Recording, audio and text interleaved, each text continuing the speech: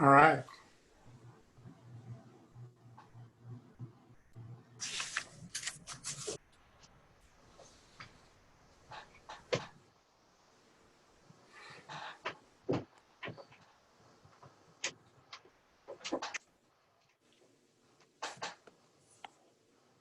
Looks like we have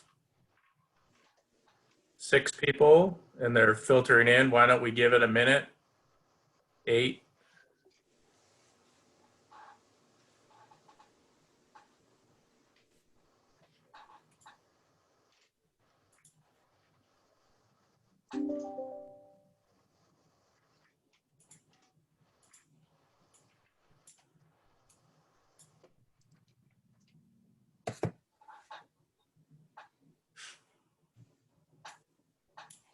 Zach, are you able to see if there's others in the process of logging in? I see 9 currently.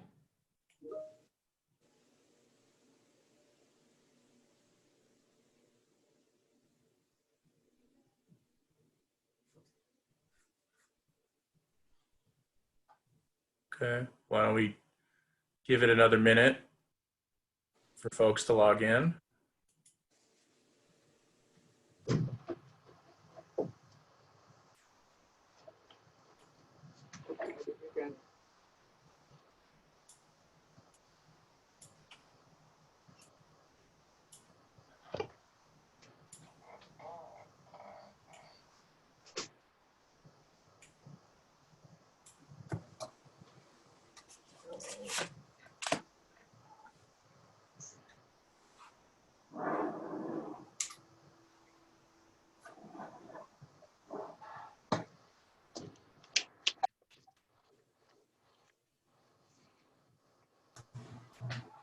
So it looks like we've stabilized in terms of attendees logging in.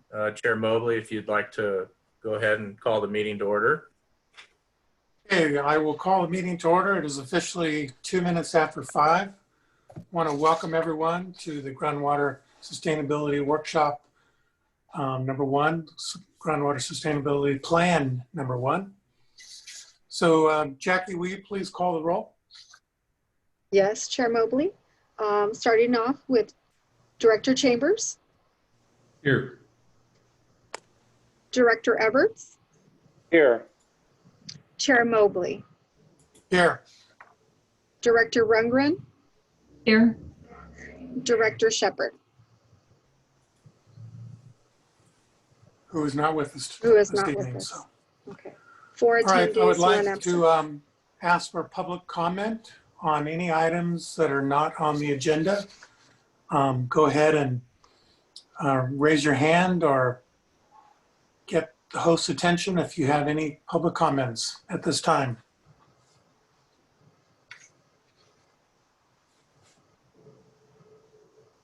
I don't see any hands.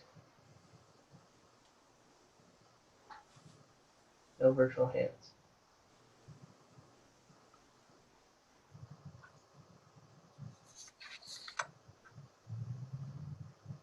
Okay, well, if we miss anybody, we have plenty of time for questions and answers. So if you're trying to get your comment in now and we've missed you, we'll be able to get you sometime during the webinar. So my name is Brian Bondi. I'm the Executive Director of the Mound Basin GSA, and I want to thank you for taking time out of your evening to join us for our Groundwater Sustainability Plan Workshop number 1. This is our first workshop to provide information related to the development of our Groundwater Sustainability Plan, and we're glad that you're here. So I want to first start with just going over the basic webinar features in case anybody's not familiar with Zoom. So we are recording this workshop and we will be posting that recording to our website following the presentations. Right now, all attendees should be in the muted mode. If you're not muted, we'd ask you that you please do go ahead and mute yourself just in case there's any background noise that might come through. So for question and comments, we have 3 ways to communicate during the webinar. You can raise your hand to ask a question verbally. You can type a question into the Q&A section of the Zoom panel, or you could chat to send a question to the comments or panelists. Any of the three is acceptable. We just ask that you try and wait until the end of each presentation for your questions. That'll help us get through everything in a timely manner. So now I want to review our agenda. We have a lot of information to cover this evening. We've basically broken this session out into two main components. We're going to have a set of poll questions that are going to be scattered throughout the webinar, where we're going to ask you for information so we can learn about who you are and what your interests are. In fact, we'll start with 3 poll questions after this review of the agenda. We have 4 presentation sessions, one covering an introduction to Sigma and GSPs, one covering our basin setting, then we'll have a short break, and then we'll finish with 2 presentations, one about the groundwater model that we're using for the GSP, and then we'll talk a little bit about our next steps in the GSP development process. And then we'll round out the evening with another poll following the 4th presentation. Then we have a general session for questions and feedback, about 20 minutes for that. And then we have 2 closing polls, number 5 and number 6, to get some feedback after you've heard the information about what we're working on. And then we have an opportunity towards the end for our board of directors to add any comments and say anything they'd like to say. And then we'll wrap up and try and get this done by 7:15. So with that, I'm going to ask Zach to go ahead and please roll the polls 1 through 3, and we'll get to learn a little bit about the stakeholders and the public who are participating. So you should see a question, poll question number 1 on your screen, if you can go ahead and read and respond to that. And the panelists are not going to participate in the polls.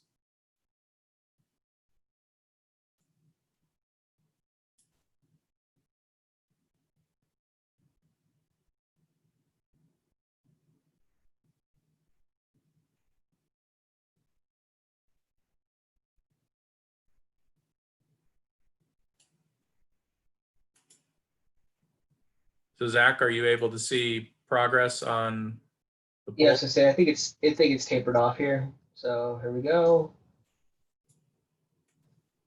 There's your results. Okay, so this first question was trying to learn which outreach methods we're using are most effective. Like the email is by far the leader in terms of how people heard about the workshop. Others are also hearing from board members or staff. So this helps us focus our efforts on how to best reach out to you. So thank you for that. Okay, Zach, why don't we roll number 2?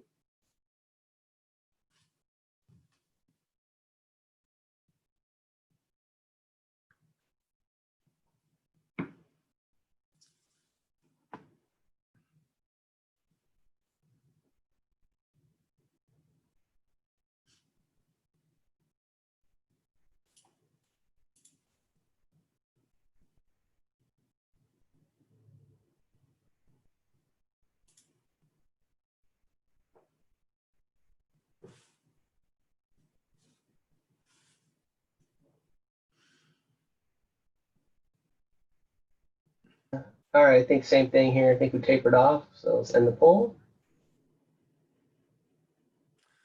All right, There so you go. trying to learn about your background and what kind of stakeholder interests you have. So it looks like we have about half of the folks attending own an agricultural well in the basin, and we have some folks from the general public and other public agencies, a few environmental advocates, and 1 public water supplier. Great, great. Thank you. All right, let's roll to number 3.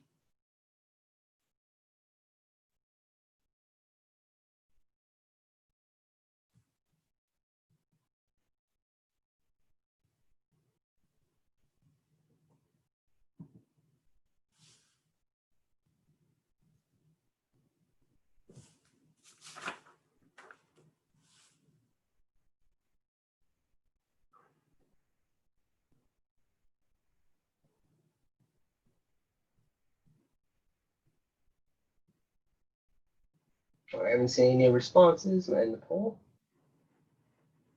Got one in there just last second.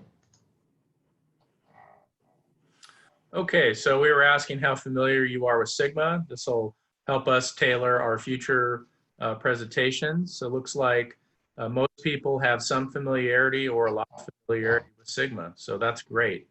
All right, I think we will now move on to the first of our 4 presentation sessions. And this first presentation session is an introduction to Sigma and GSPs.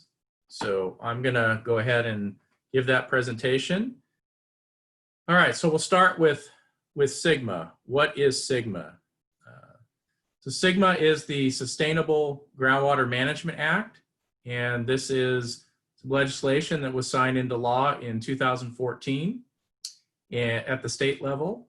And the purpose of this legislation is to provide a framework for statewide management of groundwater in groundwater basins in the state of California. And the law requires basins that are subject to the act, and there's about 130 of them, not all basins, but about 130 of them that are subject to the act, are required to be managed in a sustainable manner within 20 years after adopting something called a groundwater sustainability plan that's developed by a new agency called the Groundwater Sustainability Agency. So what was the intent of the legislature in enacting Sigma?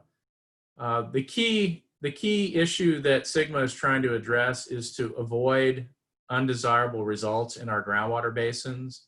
So these are things that can impact the ability to beneficially use groundwater. So things like seawater intrusion, chronically declining groundwater levels that interfere with the ability to use the resource. In some areas, significant subsidence of the land surface due to groundwater withdrawal. The state wants us to manage our basins to avoid those things, and that's how they define what sustainability is avoiding those types of undesirable results. So the legislation provides the authority to manage groundwater sustainably to locals, as opposed to having the state decide what is sustainable and how to achieve sustainability in each basin. That authority is provided to local groundwater sustainability agencies.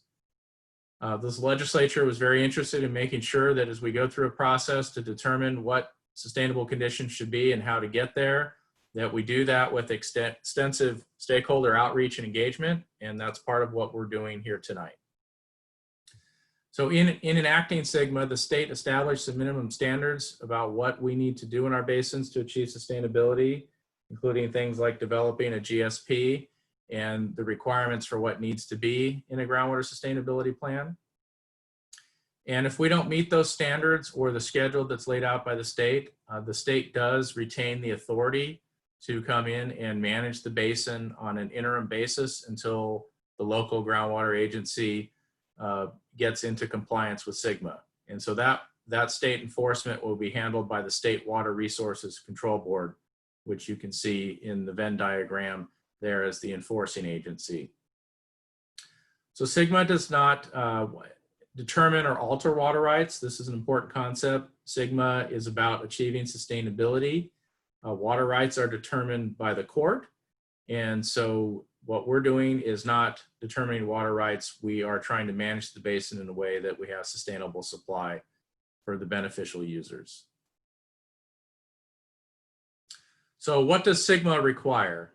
At the highest level, Sigma requires 3 basic things that need to happen in the basins. The first is to form a groundwater sustainability agency, or GSA. And that step's happened, and I'll talk a little bit about that on the next slide. After the GSA is formed, the GSA needs to develop and adopt a groundwater sustainability plan. And they need to do that by January 31st, 2022 in most basins. There were some basins that had critical conditions that were required to do that and needed to do that by the beginning of this year. But we're in the group of most of the basins that are actually where it's due in January of 2022. So after that GSP is adopted, then the agency is required to achieve sustainable groundwater management. And they have 20 years after adopting the GSP to achieve sustainable conditions. So the first step under SGMA was to form a groundwater sustainability agency, and that step was completed back in 2017. The City of Ventura got together with United Water Conservation District and the County of Ventura to form something called a Joint Powers Authority. That's where multiple government agencies come together to form a new agency. And that's what those three agencies did to form the Mound Basin GSA. And in part of developing this new GSA, that agreement included, including on the board of directors, 2 stakeholder directors. And we have one representing environmental interests, Connor Everts. And we have another director representing agricultural interest, and his name is Jim Chambers. And currently our representatives from United Water Conservation District are Mike Mobley, from the City of Ventura, Susan Rundgren, and from the County of Ventura, Glenn Shepard. And those 5 constitute the board of directors of the Mound Basin GSA. So under SGMA, some new authorities are created and given to the GSA. This is a short list of the more key authorities that GSAs have. So GSAs can conduct studies, and in fact, Mound Basin has already conducted some studies to better understand the basin. After developing a GSP, the GSA can require that wells be registered and has some authority to do monitoring of wells. It can require reporting of groundwater extraction. And for those of you that own wells, that's something you're already doing with United Water Conservation District. The GSA has the authority, if necessary, to regulate groundwater extractions as part of its approach to implementing and achieving sustainability. The GSA has the authority to assess fees, as we already have in place, to develop and implement the groundwater sustainability. If some sort of project is needed to achieve sustainability, the GSA has the authority to develop and implement capital projects. These are projects that could develop new sources of water or move water around in the basin to help achieve sustainability. And it's important to note that some requirements do not apply to small groundwater users, domestic wells. If there are any folks here that operate a domestic well for a single family residence, many of these requirements do not apply to you. And lastly, again, another reminder that the GSA does not determine water rights. That's not an authority that the GSA has. So with authorities come responsibilities, and the GSA is responsible again for developing, adopting, and implementing a groundwater sustainability plan to achieve sustainable groundwater management. And we're going to talk a lot more about the GSP here in our coming sessions. After the GSP is adopted, there's some responsibility to do annual reporting to the Department of Water Resources on groundwater conditions and progress towards achieving sustainable groundwater management. We're required to review and update the groundwater sustainability plan at a minimum of once every 5 years. And throughout this entire process, we're required to actively outreach to stakeholders and engage them in our planning process and our updates to our plans. So now let's start talking a little bit more about what a GSP is. The way I think about a GSP is that it's intended to be a flexible roadmap for how we will achieve long-term sustainability in the groundwater basin. And we'll achieve that sustainability by avoiding undesirable results. And we'll do that through a data-driven and adaptive management program. In other words, we're going to develop a plan that defines the undesirable conditions we're trying to avoid in the basin. And we're going to set out on a path to either make sure we continue to not avoid those, or if we are having undesirable results, that we get to a place where we're avoiding them. And we're going to do that by monitoring and measuring things in the field to demonstrate that we're not having undesirable results. So that's where the data-driven piece comes into the plan. So Mound Basin GSA has put together a team that's working on developing your groundwater sustainability plan. My name again is Brian Bondi. I'm the executive director and I'm managing the GSP development process. And I'm also going to be contributing to portions of the GSP. A lot of the initial work that you're going to see tonight on the basin conditions that we've already completed a draft of is being developed primarily by United Water Conservation District staff. And so they're a key member of the GSP team. They're also going to be doing the groundwater modeling that will support other parts of the GSP. And you'll hear from Jason Sun, the lead modeler, on the groundwater model later in the third presentation session. And we've also retained a firm named Intera, and we have Abhishek Singh here with us this evening, who's the lead for Intera. And Intera's role on the GSP is to be a contributor on some of the sections of the GSP, but they're also the overall lead on pulling the document together and tracking comments that we receive from folks, stakeholders like you, and tracking those comments and responding to those comments and making sure we have a complete GSP to submit to DWR in early 2022. So what's included in a GSP, or what are we required to include in a GSP?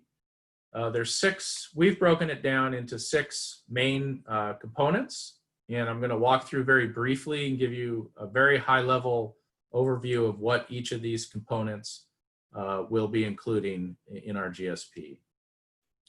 So the first section is called the administrative information section.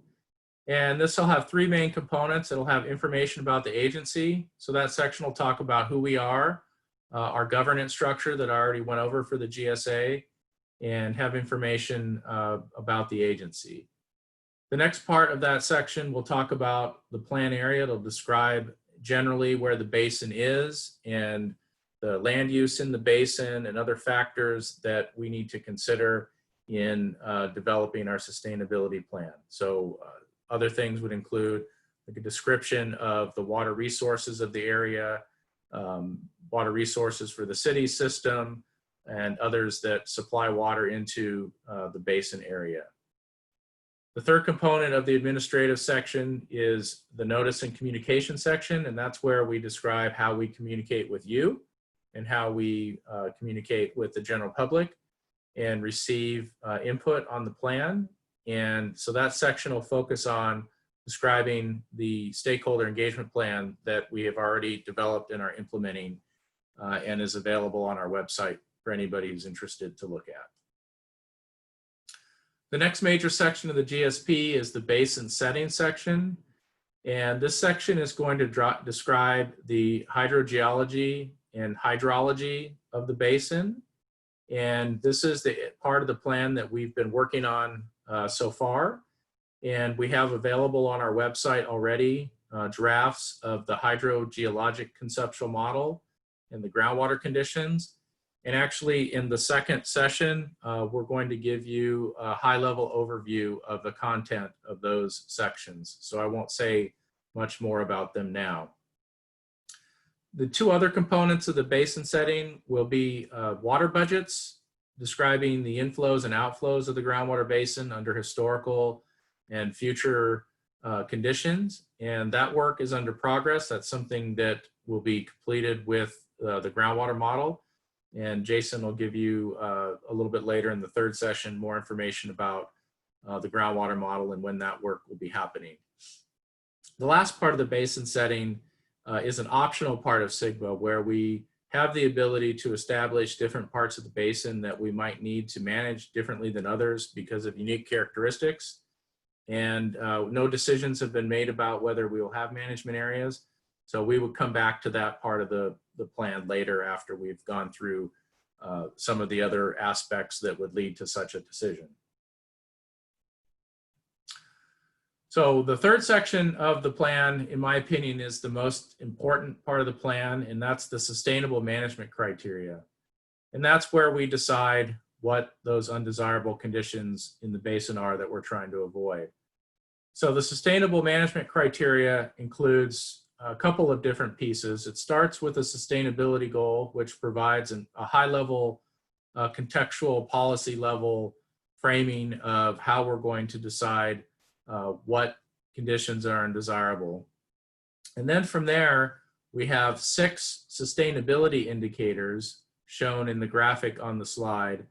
And for each one of those 6 sustainability indicators, if they're applicable in the basin, we're required to determine what conditions would constitute undesirable results in the basin.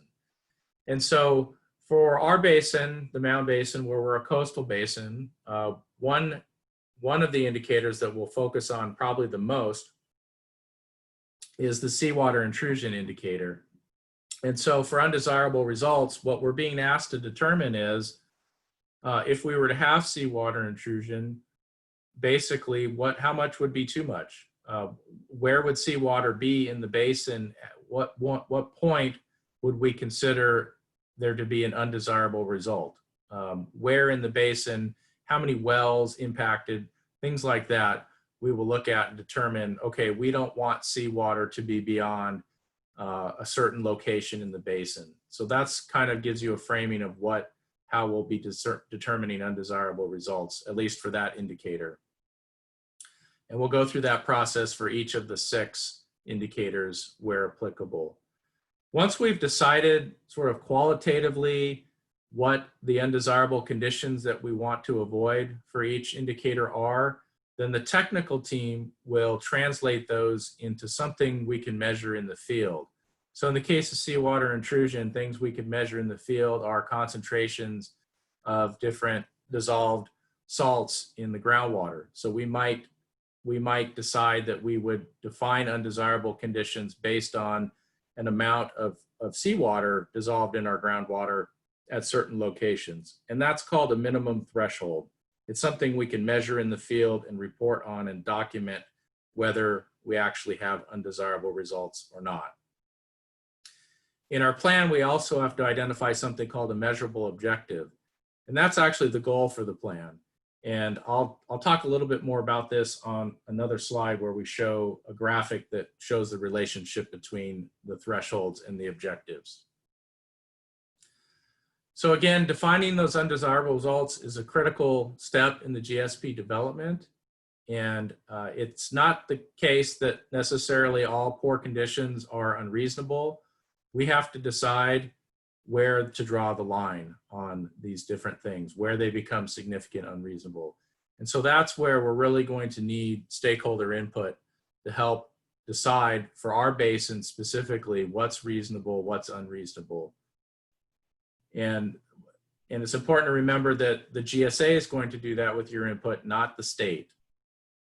And again, obviously your stakeholder input is going to be very important in that, making sure it reflects our local values. So this slide is showing the relationship between the minimum threshold and the measurable objective. So down here in the bottom, where we see significant and unreasonable conditions, that's the undesirable results that we want to avoid in the basin. And again, we'll be defining what that is for each indicator. Again, the minimum threshold, the green line, that's showing in the field something we can measure that indicates the onset of those undesirable results. And we don't ever want to be in a condition where we're going beyond that minimum threshold. So the measurable objective you'll see with the blue star, that's actually above the minimum threshold. So our plan is going to target a condition that's some amount of distance above the minimum threshold. So in the case of seawater, we would want to have a goal of not having seawater and be able to measure that at a location, and that would be our goal at that location. And so the idea here is we have some distance or some breathing room, if you will, between our goal and the actual minimum threshold that would indicate undesirable results. So that gives us flexibility in the basin such that we're not always living right on the edge of undesirable results. Hopefully that concept makes sense. These little IMs, 1, 2, and 3, those are interim milestones. So our 20 years to sustainability that we have, we're supposed to identify where along our path to sustainability will be every 5 years with those interim milestones. The fourth part of the plan will be our monitoring networks. So again, Sigma is a data-driven process. We're going to demonstrate sustainability by measuring conditions in the field. And so in order to do that, we have to have the ability to measure things like groundwater levels, groundwater quality, whether there's seawater intrusion, and whether there's subsidence in the basin. So our plan will lay out how and where we're going to monitor for those things. Our plan might include projects or management actions if we think that actions or management of the basin, pumping or other things are necessary to achieve sustainability.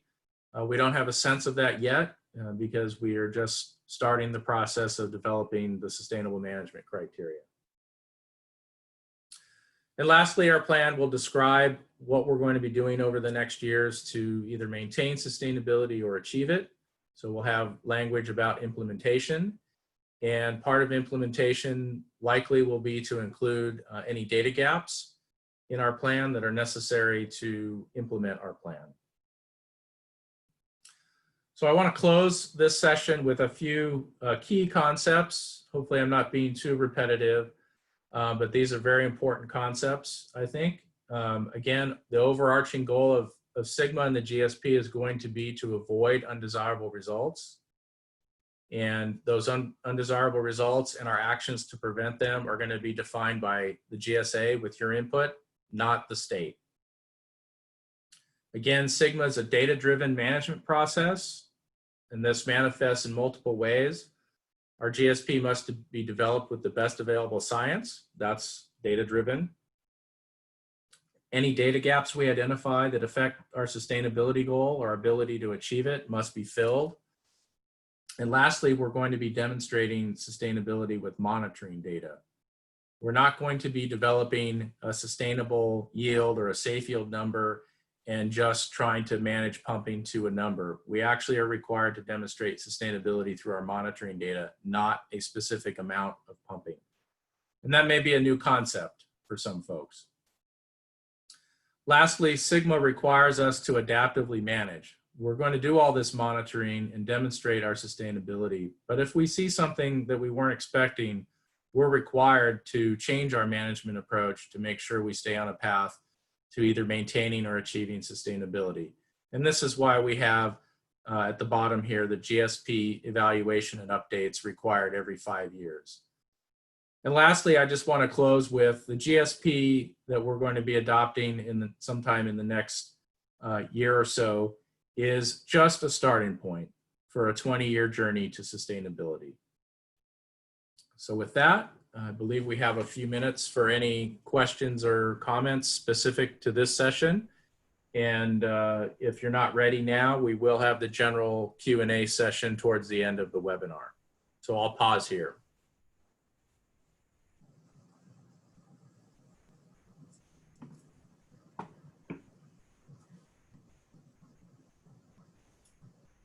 We seen anything coming in, Zach, or? I don't see anything in the Q&A. Don't see anyone with their hands raised. What do you see, Zachary? No, I don't see any hands raised yet. Okay.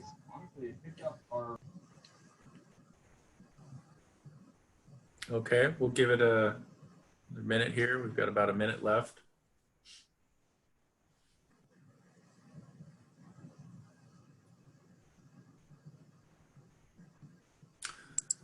All right, I think I'll go ahead and roll into the second session here to keep us moving along and stay on schedule.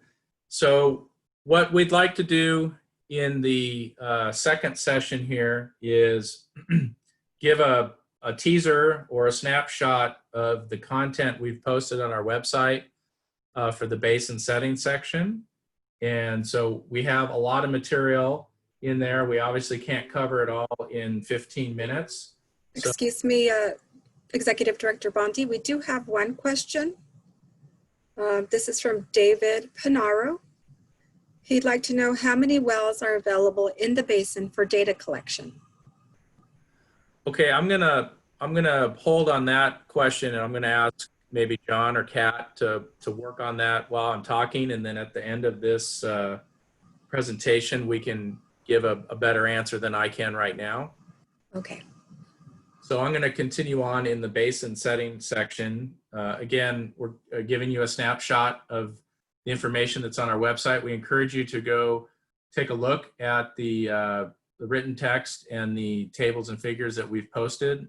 There's a lot more information than what I'll be presenting here. So the main parts of the basin setting per sigma, we have to have something called the hydrogeologic conceptual model. And then we have to talk about and describe groundwater conditions in the basin. So things like groundwater levels, groundwater storage change, groundwater quality, land subsidence, interconnected surface water, and any depletion of interconnected surface water. And we have to identify and describe groundwater dependent ecosystems. So I'm going to go through each one of those, and you can see anything with a check mark indicates that our draft content addresses that aspect. And we do have a few things that are under construction here, which we can't complete until we are able to use the forthcoming groundwater model. So storage change, and again, our water budget will be something that we analyze with the water budget. I'm sorry, with the groundwater model. So the hydrogeologic conceptual model, what is that? That's just kind of a fancy term for a description of the basin's physical characteristics. So the conceptual model describes the geologic setting of the basin. It describes the geometry and properties of the aquifers and aquatards in the basin, and it has some information about the hydrology of the basin. And basically the idea here is to provide a conceptual understanding of the groundwater system and its behavior, and conceptually understand cause and effect relationships to provide us a foundation for developing our sustainable management criteria. It's basically a description of our understanding of how the basin works. And so I'm going to go through a few key aspects of the hydrogeologic conceptual model, starting here with a map of the basin. And I do recognize and apologize, this map is a little busy. But what you're looking at here is the geology of the Mound Basin and surrounding areas. And so the Mound Basin is shown in the thicker purple outline. And just to get you oriented, the 101 freeway is kind of running through the basin. Let me pause here and ask somebody, are you able to see my cursor? If somebody could respond. Yes, we can. Okay. And So there's also annotation if you want it, but we can see this. Okay, we'll do that. So we've got the 101 freeway kind of running through here, intersection with the 126 coming up through downtown, Foothill Road, Telegraph Road, Telephone Road, Victoria Avenue. And so basically the basin overlies pretty much the city of Ventura, plus or minus a little bit. And the basin is defined, the boundaries are defined. On the west, we have the Pacific Ocean. On the south, we have geologic structures, faulting and folding associated with the McGrath fault system and the Montalvo Oak Ridge anticline. On the east, we have faulting associated with the Country Club fault system that separates the Mound Basin from the Santa Paula Basin. And when I say separate, what we mean here is that there's some restriction in the ability to groundwater to flow between those two basins. Same thing with the Oxnard Plain south of the basin boundary. There's some restriction of groundwater flow. Not a complete elimination of groundwater flow, but enough of a change that they've identified a boundary. On the north side of the basin, the aquifers actually outcrop, and the north extent of the basin is basically delineating where the aquifer outcrop stops. So we're going to look at this in a couple cross-sectional views, starting with a north-south cross-section. Excuse me. And a couple key features of this section, again, starting from north, going south towards the Oxnard Basin. Again, you can see that McGrath fault system is a major fault system that has offset the aquifers, and you can see how the aquifers change thickness dramatically across that fault, and that's creating that difference in flow in this area. On the north, you can see another fault called the Ventura-Pettus Point Fault, and this fault uplifts the aquifers to the north and actually is part of the reason why they're exposed on the north. And this is an area where recharge can get directly into those aquifers and flow into the basin. So in our basin, we have two primary aquifers, one here kind of in the middle called the Magoo Aquifer, and then underneath this Magoo Hueneme Aquitard, we have a second main aquifer called the Hueneme Aquifer. And those are the two that we're focused in. Between those two, account for well over 90% of the pumping in the basin. Above those aquifers, we have something called fine-grained Pleistocene deposits, and we have a shallow aquifer. And there's currently no pumping of groundwater from either one of those units. So they exist in the basin, but they're not something that we're really focused on because they are not pumped. Underneath the Hueneme Aquifer, we have the equivalent of the Fox Canyon Aquifer from the Oxnard Basin, and there's very little, if any, pumping from that aquifer in this basin, primarily due to its depth and water quality. So our focus of our GSP is going to be on this Magoo Aquifer and the Hueneme Aquifer. And you may hear me refer to those as principal aquifers. So if I use the term principal aquifers, I'm referring to the Magoo or Hueneme or both. This cross-section shows from west to east, so from the Pacific Ocean going over to the Santa Paula Basin. And again, it's showing the same units, just in a view that's going along the long axis of the basin. And you can see the Country Club Fault that I mentioned earlier that forms the boundary between the Mound and Santa Paula Basins. And you can see the offset of the formations, and you can see how the aquifers thicken dramatically on the Santa Paula side of the basin. So you can see that's a very big structural change, and that's the reason for the basin boundary there.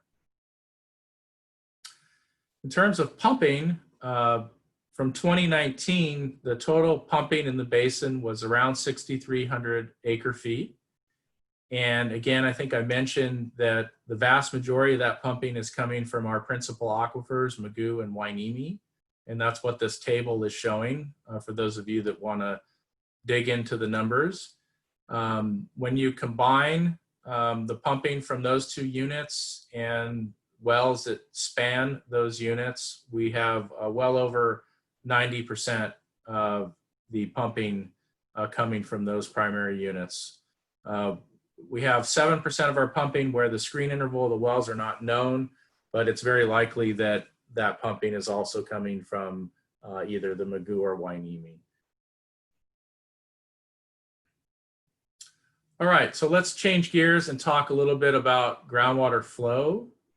This diagram is in our basin setting, and it describes generally the groundwater flow directions. So we do have a groundwater exchange from the Santa Paula Basin, groundwater coming in from recharge where the aquifers are outcropped on the north, and some exchange across into and out of the Mound Basin and the Oxnard Basin.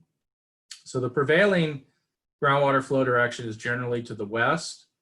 And at the ocean interface, we do have periods of time where there's offshore flow and onshore flow indicated by the bidirectional arrows. Groundwater level trends over time. I have 4 sets of graphs. I'm not going to go through each of them other than just to flip through them quickly because they kind of show the same pattern.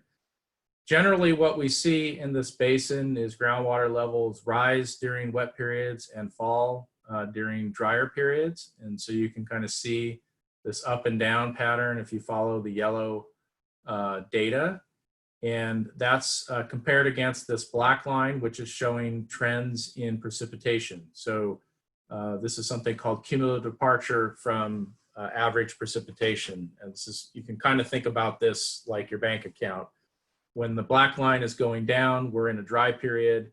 When the black line is rising, we're in a wetter period. And so you just look at the pattern, you can see that generally the groundwater level trends are following the rainfall trends. In other words, going down when rainfall is lower and going back up in wetter periods. And we generally see this same pattern across the basin. This is our eastern area. We see similar patterns in the southern area, in the central area, and in the western area. Although in the western area, we don't have as much older data from the first half of last century. So when we look at these trends, we generally see that groundwater levels are recovering for the most part after dry periods. There are some that aren't completely recovering. We're going to be taking a closer look at those. And then as we go forward and we come out of, hopefully we come out of the drought that we've been in, we'll see groundwater levels rebound to near historical high level conditions. And that's what we'll be looking for as we go forward. General groundwater chemistry in the basin. What we see is that there's a very distinct difference between the shallow groundwater above the Mugu Aquifer. It has a very different chemical composition, as you can tell from this diagram here, that's basically a fingerprint of the groundwater. And it's also considerably more mineralized, about 5 times more mineralized than the groundwater in our principal aquifers. In our principal aquifers, they have similar types of dissolved salts in them. As you can see by looking at these 2 fingerprints, they're pretty similar. And the salinity is pretty similar, a little bit higher in the Wainimi compared to the Mugu. Putting that groundwater quality in more perspective in terms of things that are important to us, like water quality objectives, we're required to manage the basin. Part of sustainability is having water quality that can meet beneficial uses. And so one of the things we look at are regional water quality control board objectives, and we have those for nitrate, total dissolved solids, sulfate, chloride, and boron. And the long and the short of it is, even though the quality of the water in the basin is marginal when you compare it to some of the other basins in the area, it's generally meeting these objectives. And the reason these objectives are being met is because they're based on site-specific or basin-specific data that the regional board looked at when it set them. So it set these higher than neighboring basins and consistent with background conditions. So what this is telling us, and what the charts on the right are showing us, is that groundwater quality has been generally stable and is generally meeting these objectives. So we don't think groundwater quality is going to be a major focus of this GSP. One other thing we're required to look at under Sigma and manage, if they exist, are contamination plumes. And thankfully, we don't have any in our basin. Something else we're required to look at in the groundwater conditions section and in the SMC section is land subsidence. And so what you're looking at here is a map of something called INSAR. This is a satellite technology that can detect land subsidence, and it's data that's available statewide. And what you're seeing here in these areas that are gray is subsidence measurements that are below the threshold of detection for that satellite technology. So we interpret that as no measurable subsidence. And then in the basin, you're seeing this sort of peach-colored pattern that's pointing to the east. And you'll see that this pattern stops at the faulting on the north side of the basin. And so what our team has been able to research and develop an understanding of is that we think that this subsidence is actually related to what's called tectonic activity, the earth movement of this area. This area is being compressed in north-south direction. That's why we have hills that trend east to west and valleys that also trend east to west. And so what you see with this red dashed line along the middle of the basin is indicating that this basin is something called a syncline. It's a down warp. And so we would expect the land surface to be subsiding in this area due to this geologic activity. And I think that's exactly what this data is showing us. So we interpret this as a tectonic change in land subsidence.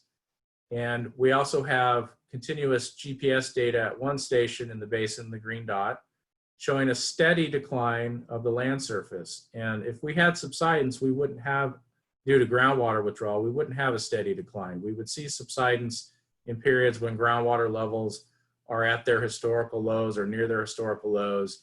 And then we wouldn't see any subsidence or very little subsidence when they're above. Instead, we see a steady, constant decline, which indicates that this is probably geologic related. So we don't think at this point land subsidence due to groundwater withdrawal is going to be a major factor in our planning, but we're still investigating this a little bit more, and we'll have more to report as we work on the sustainability management criteria. Another thing we're required to look at under SGMA is whether there's any depletion of interconnected surface water due to pumping. And in our basin, the areas where surface water and groundwater primarily would be connected is at the Santa Clara River. There's a small portion of the basin where the river flows over the basin. And looking again at this cross-section, you can see that the shallow groundwater is probably connected with the river in that area. But again, we don't have any pumping from the shallow aquifer or this fine grain unit underneath it. So the long and the short of it is that there's probably interconnection, but they're very, very unlikely that there's any depletion of stream flow in the river from pumping, because the pumping is in the deeper Mugu and Wainimi aquifers. And you can see that the Mugu aquifer is separated from the shallow zone by several hundred feet of fine-grained, silt or clay type materials, which provides a hydraulic buffer between the Mugu aquifer and the shallow aquifer that would be in communication with the river. Lastly, we're supposed to look at groundwater dependent ecosystems. Actually, not last. We still have seawater intrusion to talk about. Groundwater dependent ecosystems, or GDEs, we're required to identify and characterize GDEs. And we identified 11 potential GDEs in the basin. And we went through a process to screen those GDEs based on actual conditions. And what we found for all but one were conditions that suggested that the plants that were mapped in those areas were not dependent on groundwater.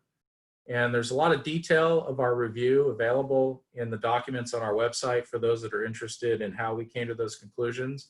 I'm kind of running short on time, so I'm gonna not be able to really get into that. But the one we did retain are the groundwater dependent ecosystems are along the Santa Clara River, where we know that we have potential for the shallow aquifer to be supplying water to those plants and the aquatic community in the Santa Clara River itself. So that one's retained and will be discussed further in the GSP. Last but not least, seawater intrusion is obviously going to be a major focus of ours in the GSP. And so what I want to kind of describe here is how seawater intrusion could occur in the basin. And there's two main ways, and this slide addresses one of them. What this map is showing in this yellow and brown colors offshore is actually where the aquifers are exposed on the continental shelf and are in contact with seawater.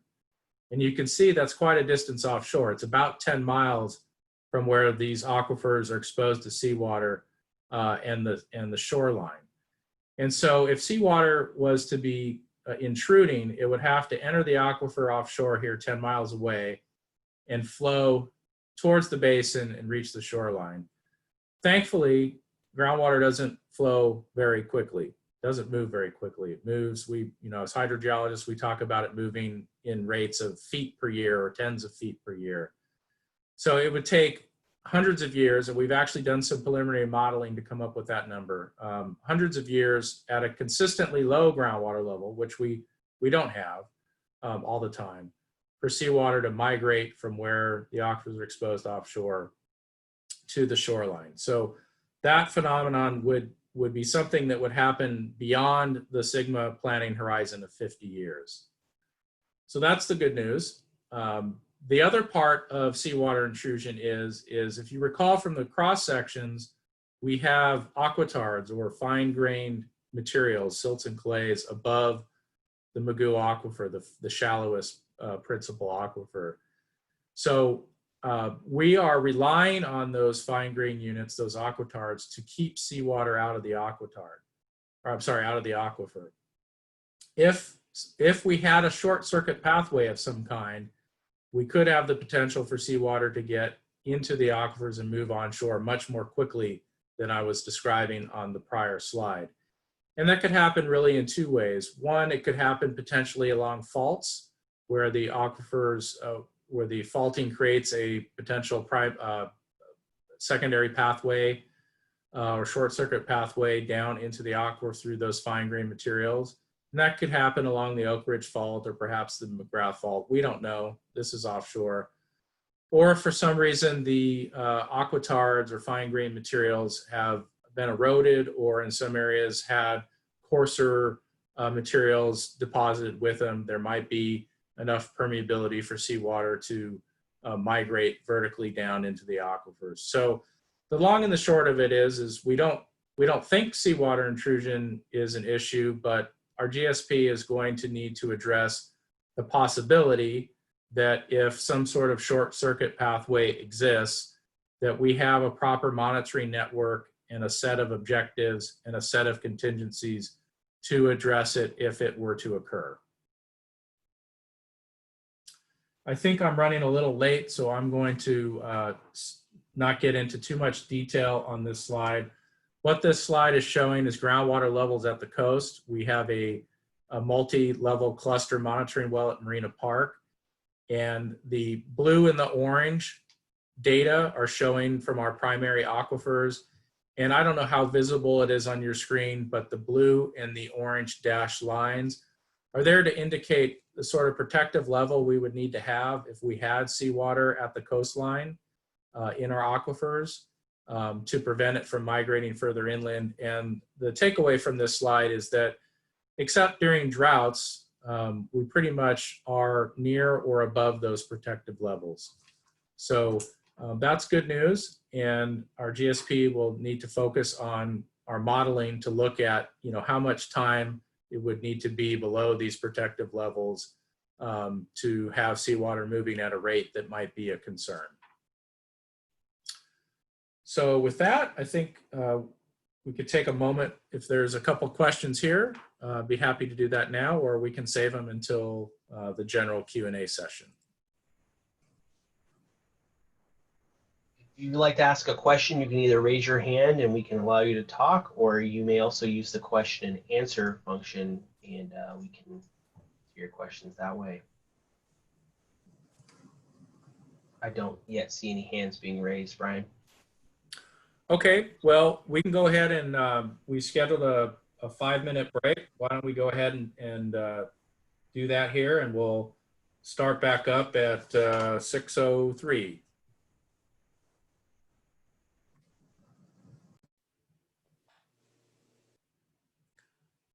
So Jason, if you want to, I'm going to stop sharing, and Jason, if you want to queue up your slide set.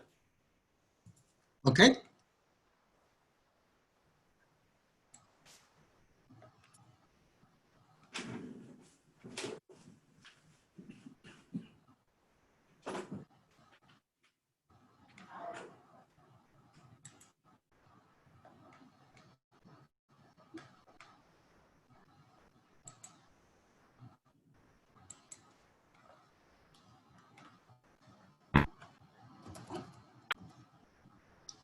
Is it working? Yeah, Jason, I see it. Okay, thank you.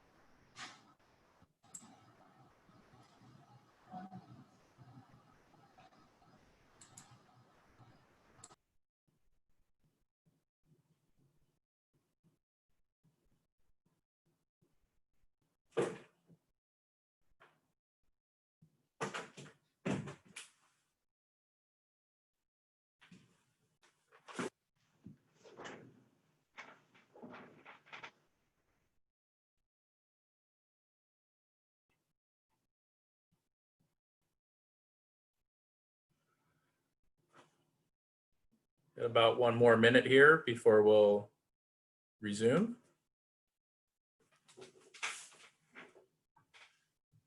As long as Jason's back. I think Jason's there.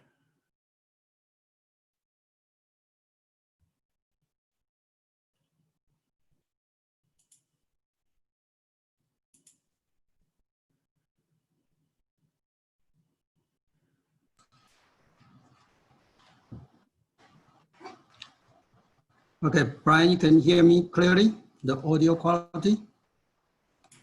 Yeah, I can hear you, Jason. Sound good. Okay, good. Yeah, if there's any problem, interrupt me, okay? Because last time I thought in another, the audio quality wasn't good, so.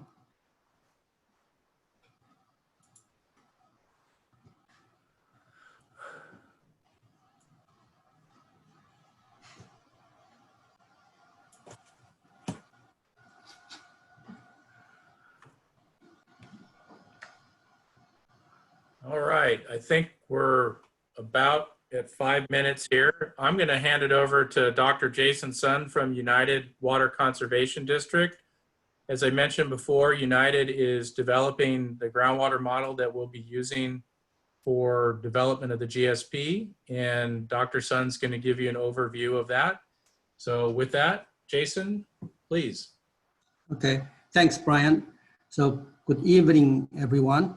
My name is Jason Sun, is the groundwater modeler with United Water. So today I'm going to give you an overview, a little bit detail on our groundwater model and make a presentation to the board meeting. So today I'm going to cover some of it and I'm going to add a bit more detail local to Mound Basin. Okay. One of you cannot hear me because of the internet connection, do let me know. Otherwise, I'll just keep talking away. So here is the picture showing you that United Water has developed the groundwater model since 2013. And we released a model version that's 2018. You can see it's covering part of Mound Basin, Oxnard Basin, PV, and some of West Las Posas. And this one was used in Fox Canyon GMA's GSP analysis. Here's, we expand the model toward Santa Paula, Fillmore, Piru. And we have completed the model and finished calibration just actually a couple of weeks ago in August. And so the complete model, I call it 2020 model, is really in red line here, okay? The Mound Basin is sitting right here. It's part of the, regional 7 basins by DWR definition, 7 basins. Mound Basin is sitting right here, okay? Next. So the way we build a model, in case some of the people didn't attend my presentation 2 weeks ago, I'd like to quickly go over how we build a model. Our model is based on real data from well log, pumping record, stream flow. And looking at this, the left picture here, we use more than 600 E-log to build a model. And what is E-log? I think Brian showed this session in his presentation. This is the cross section. Geologists will look at E-log. This line, vertical line, they will look at it and identify aquifer, equitar, and those are the building blocks. So with that information, and then we know all the building throughout the model, and then we build up the model with all the layers mimicking the aquifer, equitar. Then we add pumping. We have more than 1,600 production wells in the model. I mean, it's over the whole domain, okay? And we have stream flow, we have precipitation data and all that. added as an input to the model. Then we adjust the parameter, mostly is the water conductivity, so that the model would mimic water level. And we have more than close to 900 showing on the right here. And it's scattered around the whole domain, okay? And here is a breakdown of the all the wells. And one question raised earlier that how many wells was used within Mound Basin. We have 35 water level wells and 40 productions, okay? And here on the right, on the left, sorry, you can see all these squares, they grids, and they are 1,000-foot grid. In the model, we have little grids. We call that's the like a like a building block, same thing, building block for the model, and it's 2,000 feet. Okay.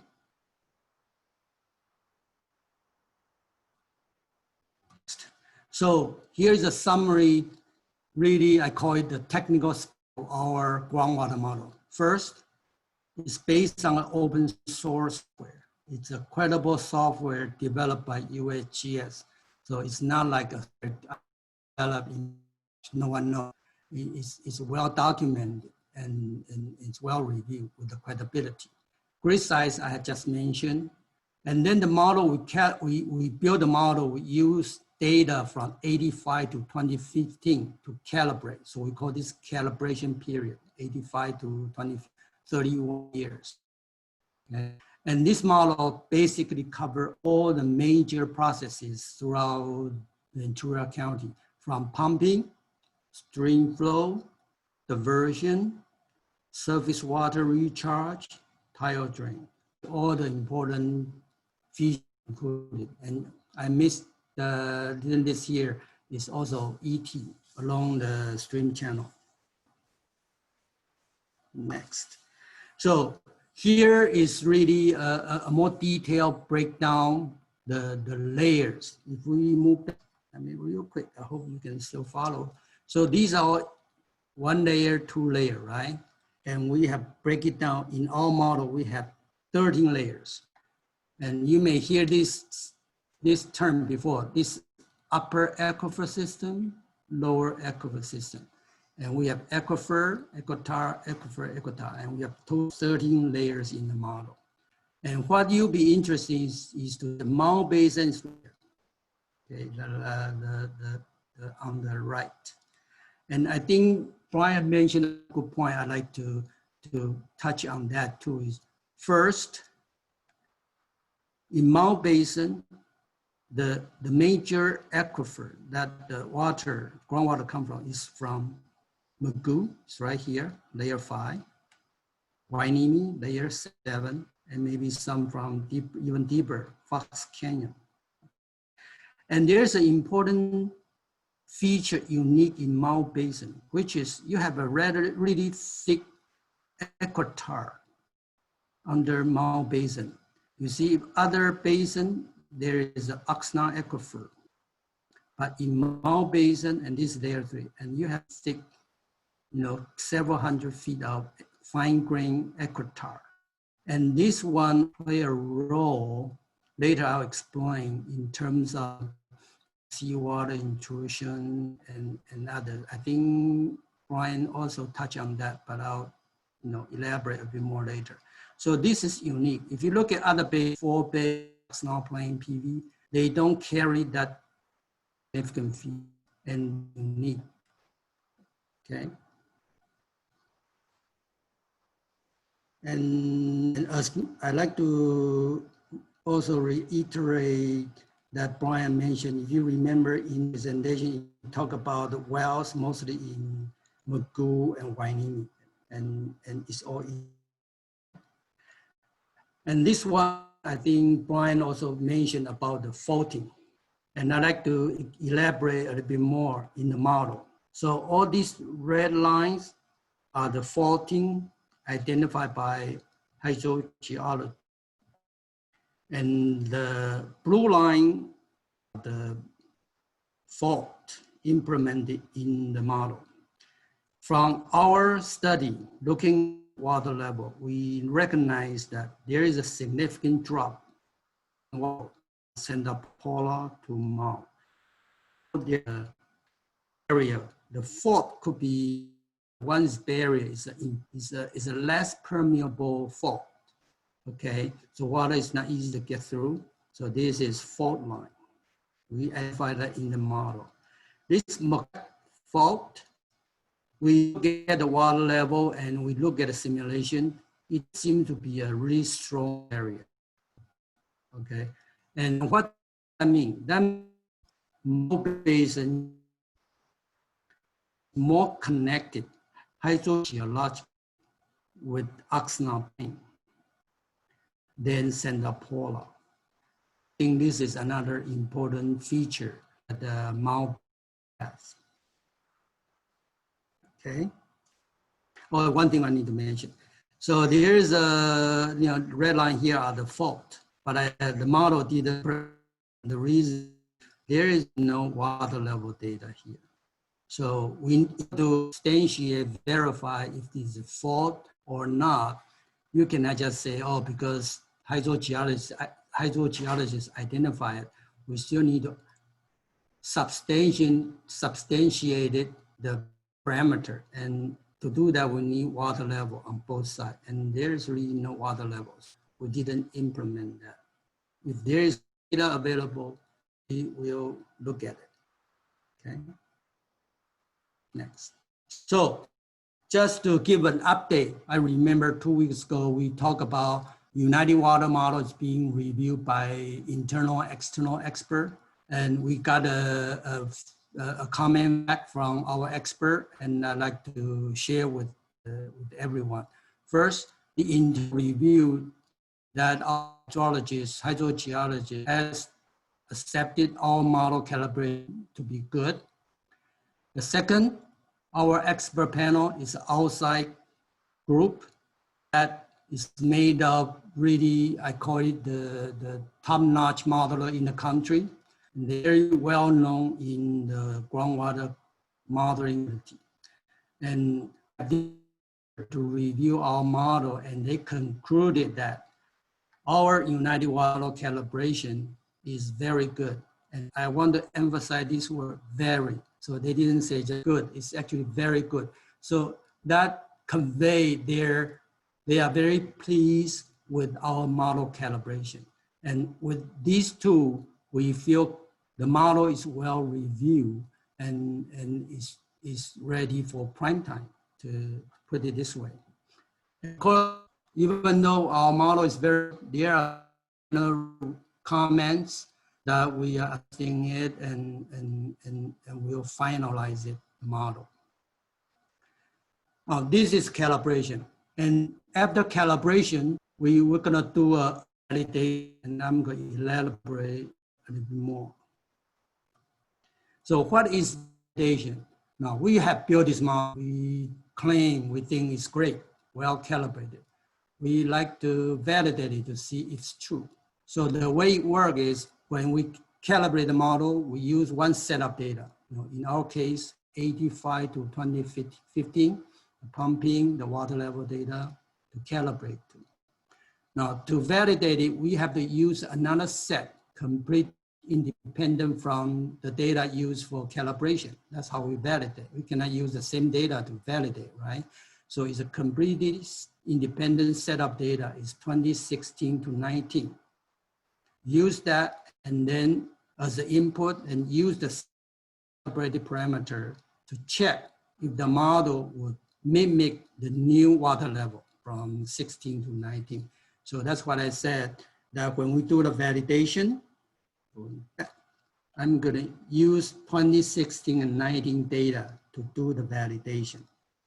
And if the validation is good, then I'll be very happy. You will see I have a smiley face. If the calibration show that, okay, the simulated water level is different from the data, then we have to look at it and understand why. And I may be not as happy. I may have to face. So So validation is really another layer of check to see our model is good or not. And personally, I feel very comfortable it's good. It's been reviewed several times. The model has been treated to several cycle of wet year, dry year. I feel pretty confident that the validation will be good. Okay, next. So another thing that I mentioned last time, I just want to iterate the audience is that, so there are really three kind of simulation results. Calibrate, I mentioned it. Validate, I just mentioned it. And that's GSP, that's what GA, the whole team is going to work on.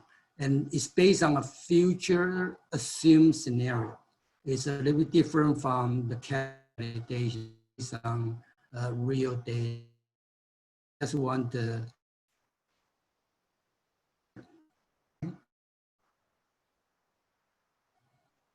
And as I always said, GSP is like stress test. And you don't want to think it's something you think what would happen is a prediction of future scenario. It's really a stress test, just like Treasury Department putting a stress test on bank to see if they have enough capital, and really GSP is a stress test. Okay. And then I like to share some. After doing this, I'd like to share with you some of them. First, I mentioned earlier in my one of the slides, I mentioned Mound Basin is more connected to Oxnard Basin than Santa Paula.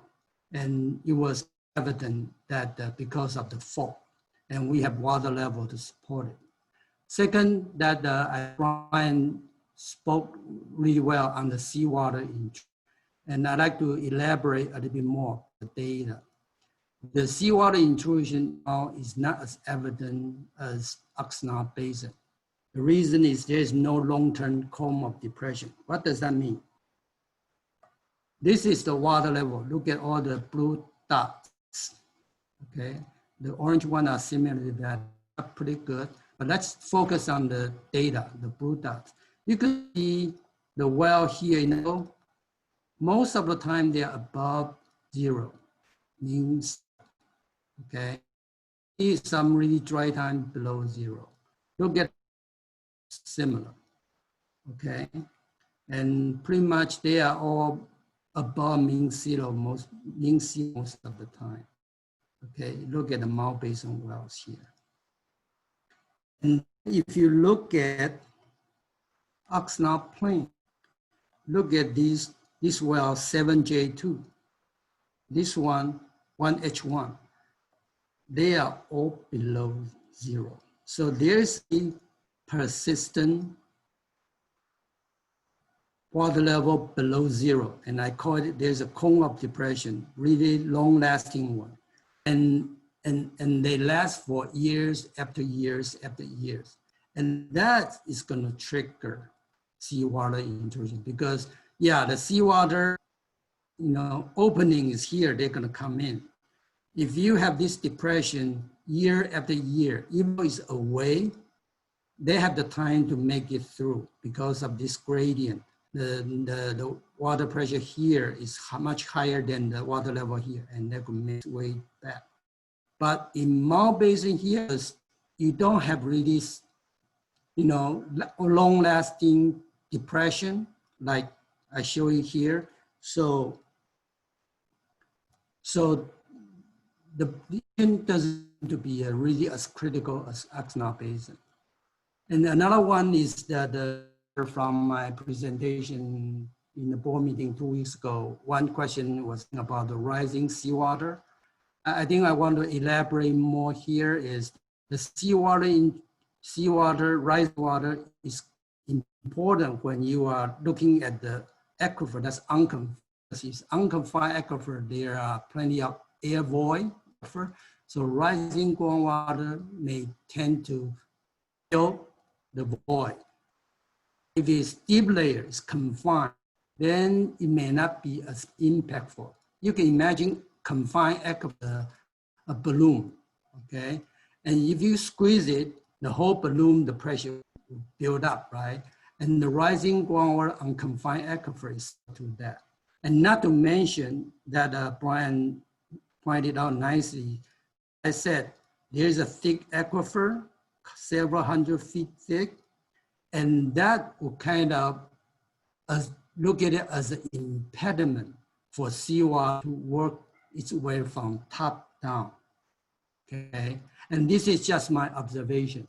And of course, to really get a good handle, to understand these phenomena better, is to do a detailed quantitative study on it.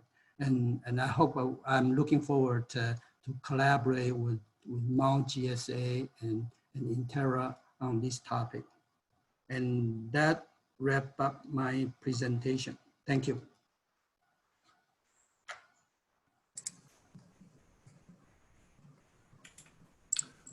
Okay, if there's some questions for Jason, if we could go ahead and folks want to send those over, either raise your hand or send it through Q&A.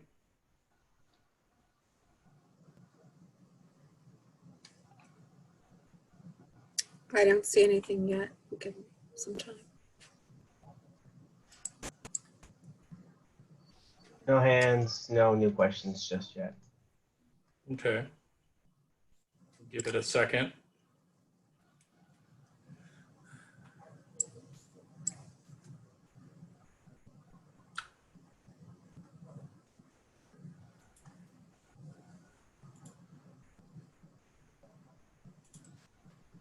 While I switch over here. So we should have, did it switch over back to my screen, Zach, or? Yep, you're live. See it. Mm-hmm. Okay, well, why don't we move on? If you think of a question for Jason about the groundwater model, we do have a general Q&A time. We do have one question, Executive Director. Yeah, Oh. okay, so Jason, we've got a question here from Steve, and Steve's wanting to know how we intend to get water level data for areas that are lacking. So I think I'll go ahead and answer that. So thanks for the Yes, question. please. So part of our GSP will be evaluating areas where we feel we need groundwater level data, and that we would pursue either instrumenting existing wells or drilling new monitoring wells. And the criteria that we'll use is basically whether we think the lack of data in a particular area is going to interfere with our ability to achieve or maintain sustainable management. And if we as the collective team and the board and the stakeholders feel that that's the case, then we would identify and pursue either instrumenting an existing well or drilling a monitoring well. Monitoring wells are expensive, so that's going to be something that we're going to take into account in that evaluation.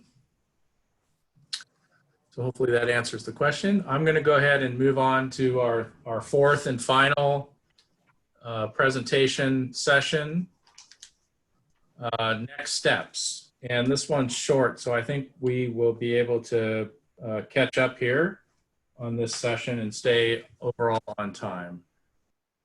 So this graphic is sort of showing the big pieces of the groundwater sustainability plan development approach for Mound Basin.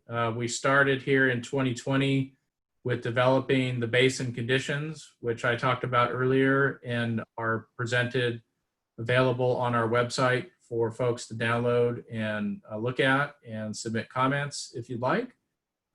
We do have a online comment form that you can use. It's on our website.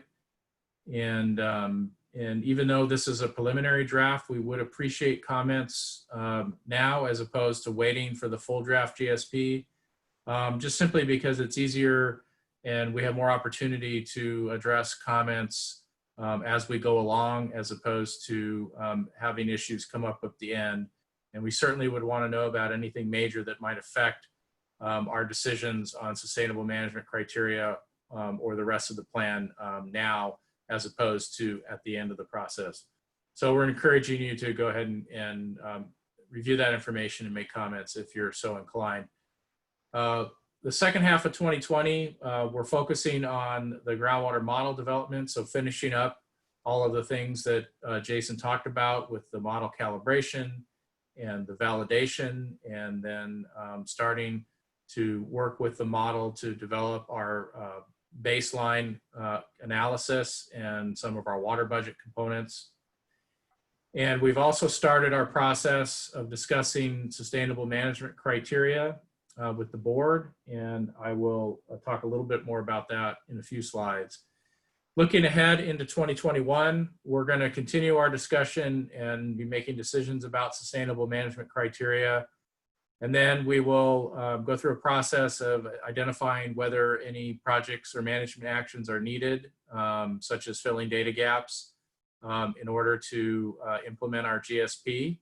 And if we identify any projects or management actions, then we will be documenting what those would be, probably at a fairly high level in this initial GSP, and then continuing to refine that as we implement.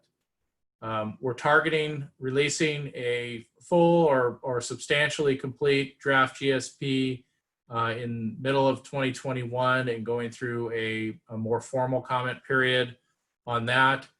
And then in the latter half of 2021, work on refining that GSP and ultimately leading up to adoption no later than January of 2022. And I want to remind everybody again that this is just our GSP that we're adopting. It's the starting point. Again, this GSP is going to be updated every 5 years and adopted again. And so the planning process never ends. It doesn't end in 2022. It's going to continue. If we have data gaps we need to fill, then we will fill them, and we'll be updating our plan. And of course, we'll be monitoring actual groundwater conditions as we go along, and using that information to update and refine our plan at least once every 5 years. So groundwater model, Jason did a great job talking about that.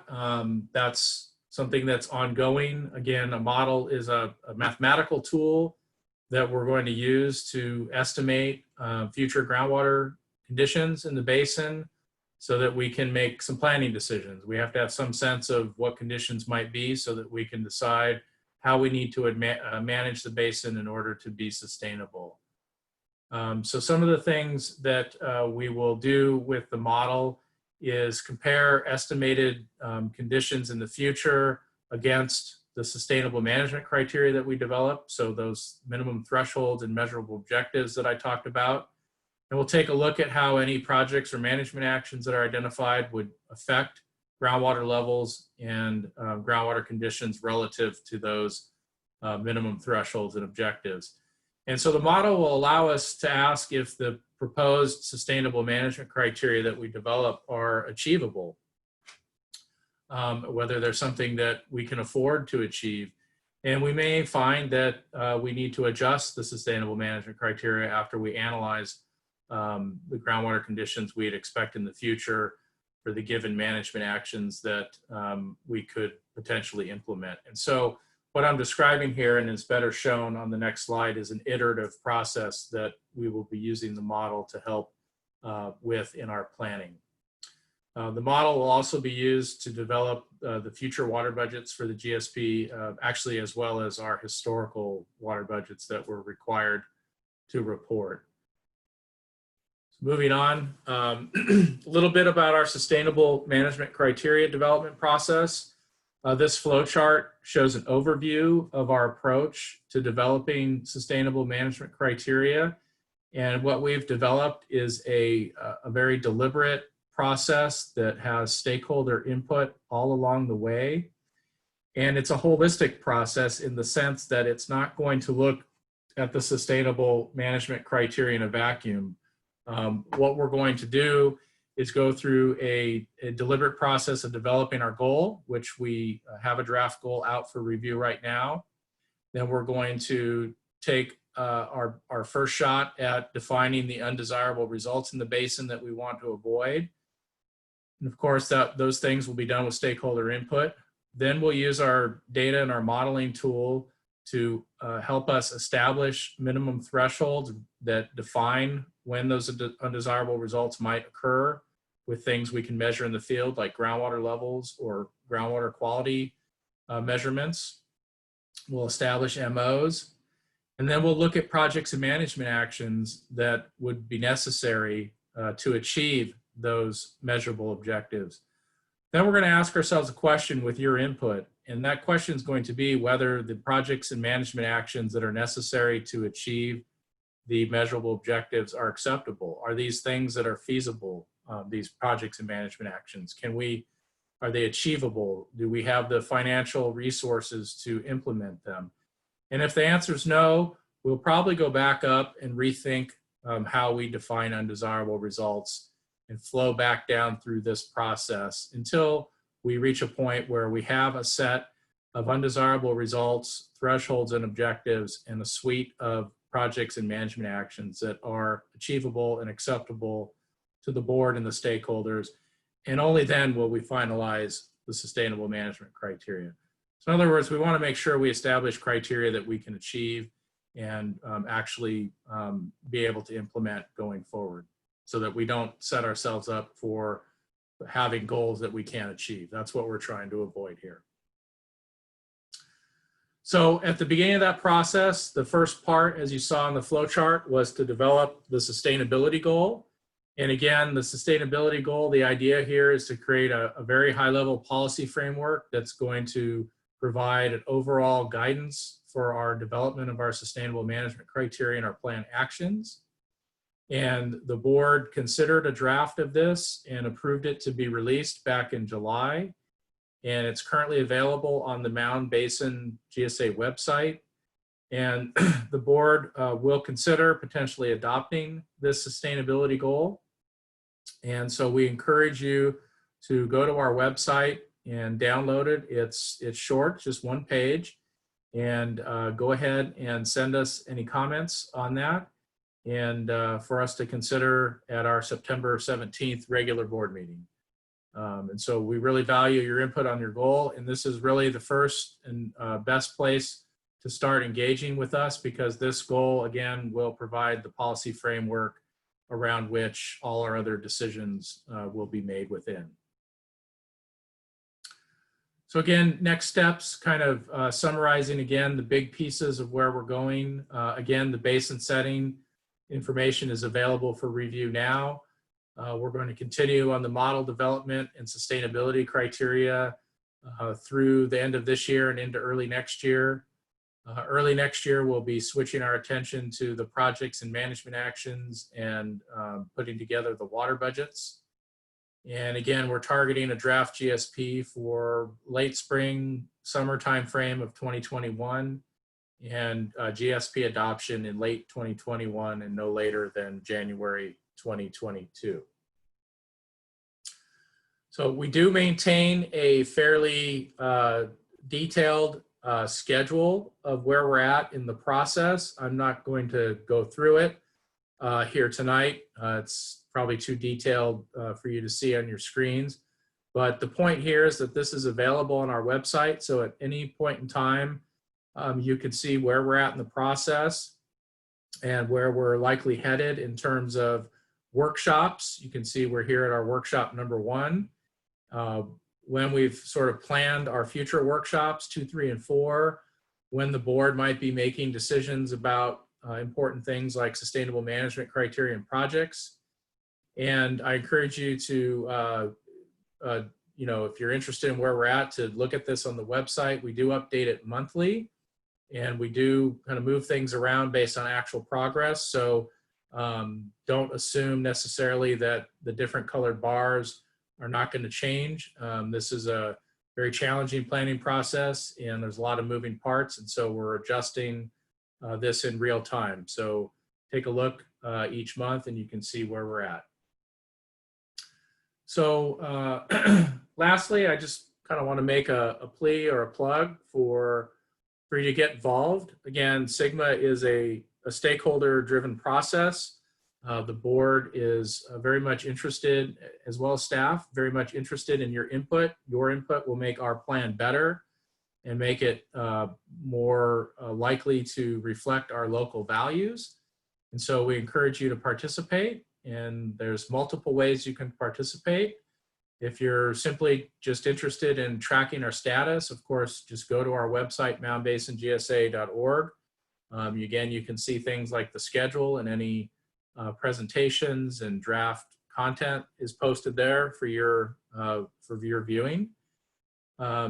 If you want to get updates, the best way to get updates is to join our interested parties list. This will put you on an email list where you'll get email notices about our board meetings, our workshops, and any GSP related items that we post on the website. You'll be notified by email. And then lastly, if you have a question, you can feel free to contact our clerk of the board, Jackie Lozano, here at her email address at unitedwater.org, and she'll route your question to the most appropriate person, and we'll get back to you as soon as we can. So with that, I think we could take questions on this presentation section, and then we'll roll on from there. So if there's any questions, please go ahead and raise your hand or send them through the Q&A panel.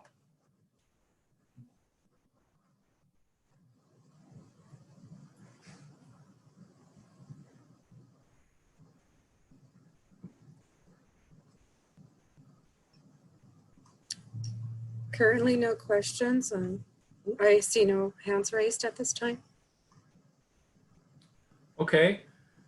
So I think what we'll do is we have a poll question that we'd like to put out there for folks. Poll number 4, if Zach can pull that up for us. Great, there it is.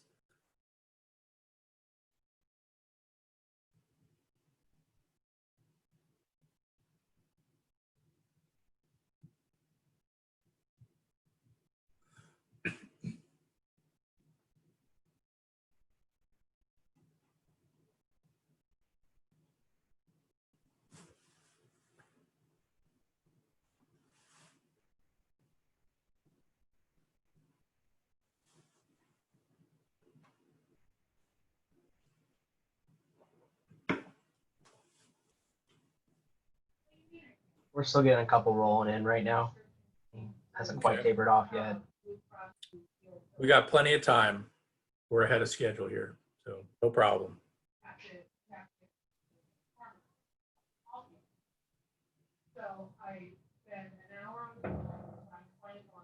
About a minute in, we got half the people who have answered. Give it just a second longer here, and I'll close the poll.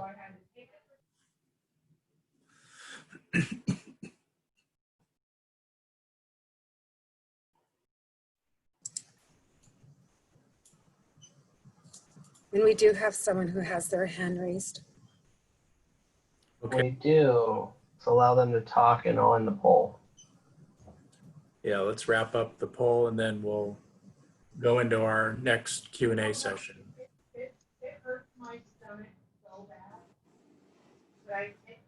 So we gave David Panero, he's able to ask a question if he'd like. I mean, it's up to you, but he's allowed to. Okay, I'd like to show the poll results first here.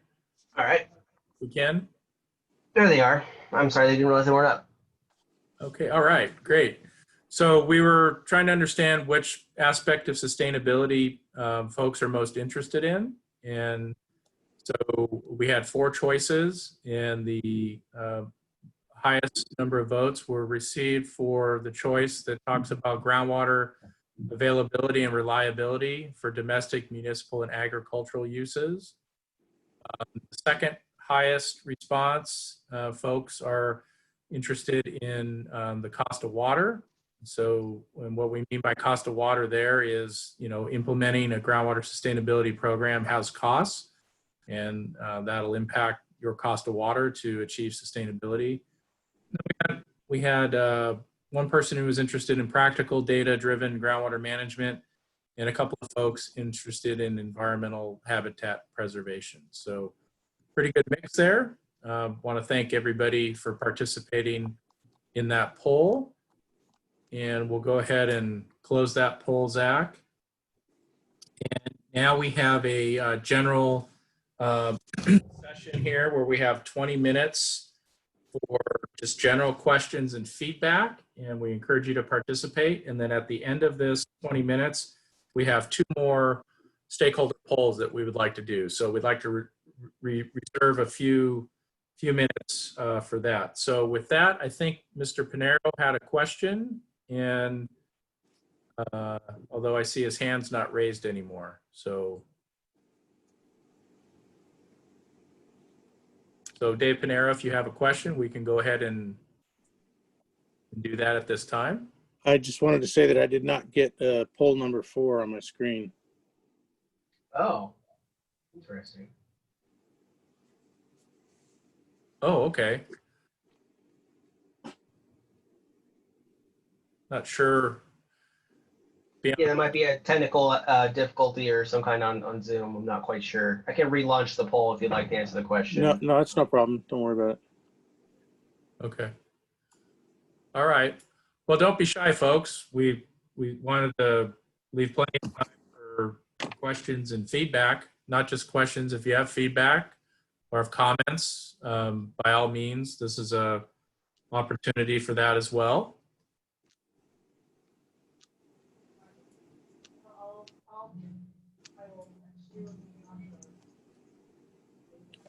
Anything's fair game.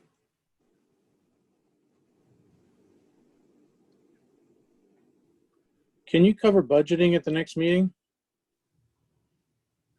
So is that in reference to fiscal budgeting or water budget? Well, fiscal. Okay, sure. Sure. We have our regular board meetings typically cover our fiscal items, and each year we have a fiscal year budgeting process we go through and adopt an annual budget for the fiscal year July through June. And so that's typically handled at our board meetings in the May or June timeframe. And so we have a lot more information at our board meetings. And if you're interested in the budget, the budget's available in the board packet. I think we adopted our budget for the current year in May for anybody who wants to take a deep dive into the budget. Thank you. So we have a typed question. It says, how are the city and county specifically involved for this planning? So that's a good question. And the answer goes back to the formation of the Groundwater Sustainability Agency. The Mound Basin GSA is actually formed something called the Joint Powers Agreement, and that was involving the County of Ventura, the City of Ventura, and United Water came together as 3 agencies to form the Mound Basin GSA under the Joint Powers Authority. And so the county and the city specifically are member agencies of the Mound Basin GSA, and they each have a voting director on the board of directors. 2 of the 5 directors are one from the city, one from the county. And so they're involved directly in the planning process at a voting level on the board. And they're also involved, like everybody else, less directly as stakeholders. The city produces water from wells for part of its water supply for its residents. And the county has land use planning authority in the portions of the basin that aren't within the city. The city also has land use planning authority over the basin. So part of what SGMA requires is for GSAs to collaborate with land use planning agents as it affects groundwater management, because land use planning can, in some cases, affect groundwater recharge and groundwater quality. And so I guess the short answer is they're directly involved, and then they're less directly involved in other ways. I hope that answers the question, and you're more than welcome to ask a follow-up question if I didn't hit the point that you were looking for there. Dan Detmer has his hand raised. Hi, Brian. Dan Detmer from United Water here. I just want to compliment you and your team. I thought this was a very nice summary of the Sigma requirements, our progress to date, our next steps, and how the process is going to play out and how we want the public to be included. So I just want to say I thought you guys did a great job tonight, and very succinct and informative. Thank you. Yeah, thanks, Dan. And I, if I didn't mention it before, and even if I did, I want to mention it again. United is a very important partner in this process.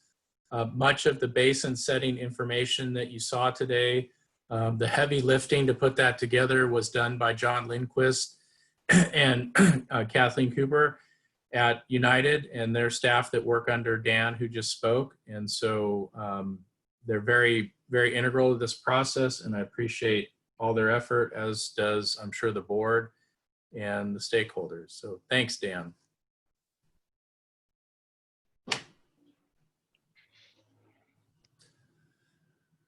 So we still have plenty of time for comments or questions. Don't be shy.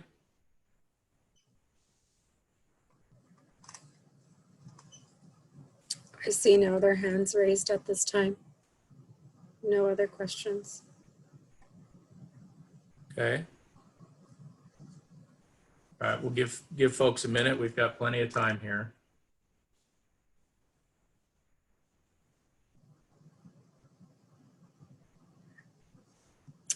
Here's one from Bert Handy.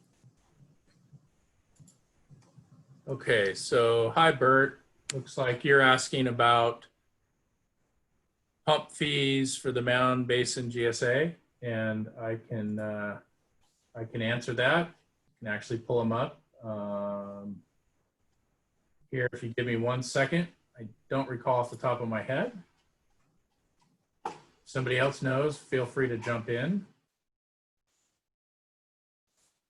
But let me navigate here and pull this up for you. That's one of the benefits of having these online meetings is everything's at your fingertips.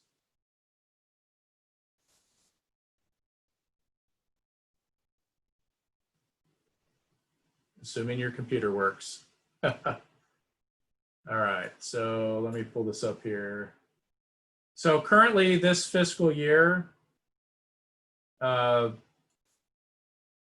pump fees, they vary by semi-annual period, but the average pump fee for the current fiscal year is going to be $24 per acre foot.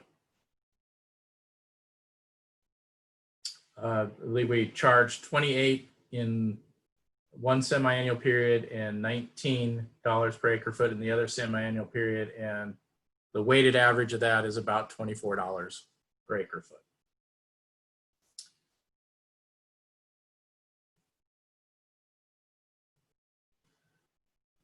And I'll just add that one of the reasons we're able to keep that pump fee as low as possible is we do have a sizable grant from the state of California that's helping pay for most of the cost of the groundwater sustainability plan development.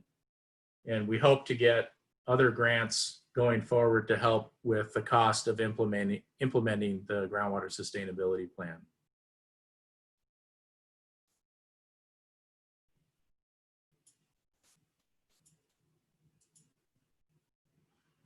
All right, any other questions or comments? Give it a second here. No, Any raised hands? not right now. Nope. Okay. Well, why don't we move on? If you think of something, we can. We do have, Just I'm got a sorry, excuse question. me. Yeah. Oh, okay.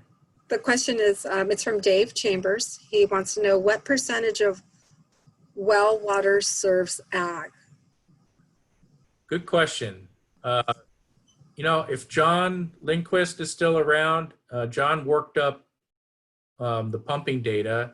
I don't recall the number off the top of my head, but John might. John, are you there? Yeah, it's varied over time, so it's hard to say exactly, what period, what percentage ag versus M&I was. It's currently roughly 50-50 or maybe slightly more ag. That ratio has changed over time, though, as the availability of surface water has changed and other factors. Oh, good. Somebody's pulling up the graph. There's a nice graph in the GSP. Yeah, bear with me. I can pull the graph up. I believe it's 3.1-27. Okay. Yeah, that's the simplest one. So we don't have the percentages, Mr. Chambers, who asked the question, but what this graph is showing in blue is municipal pumping, which is mostly the city. We do have a cemetery that pumps groundwater and a lemon processing facility that's included in the blue chart, blue bars. And then the green bars are agriculture. So it looks like most years it's slightly more than 50% agriculture in the basin. And this chart is just one of the many figures in the draft GSP content available on our website.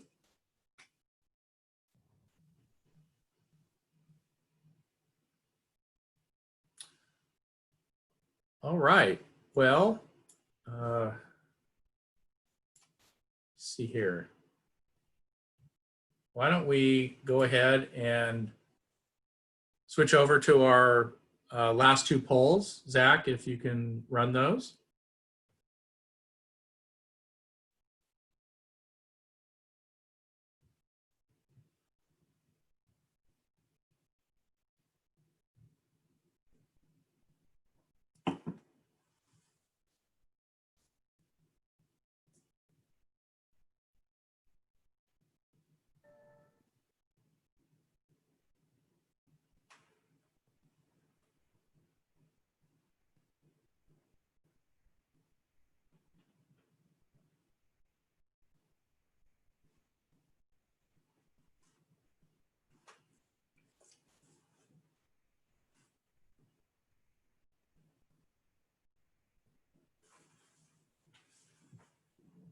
Gonna give it a second more. We're a little over half.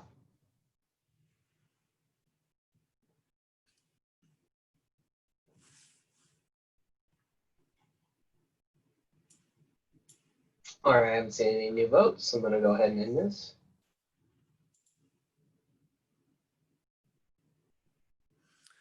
All right, so we wanted to find out, after hearing the presentations, gauge your level of interest in the GSP development. So we had four options, ranging from I'm only here because I have to, all the way up to whether you'd be interested in being on a committee of some kind. And so the vast majority of the responses are that folks are interested in some topics and may provide comments. And we had one person who would be interested in having more direct participation. So that's great. That's helpful for us. It helps us target the level of information and the content we provide in our workshops and other meetings. So thank you. Why don't we go on to number 6?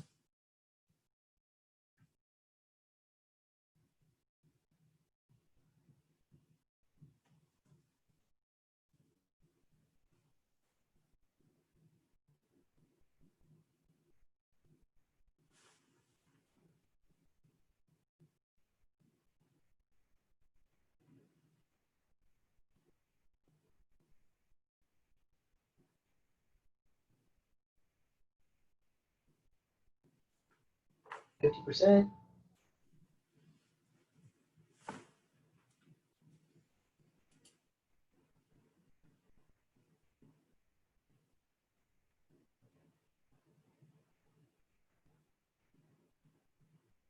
All right, not seeing any new votes here. I'm gonna end the poll.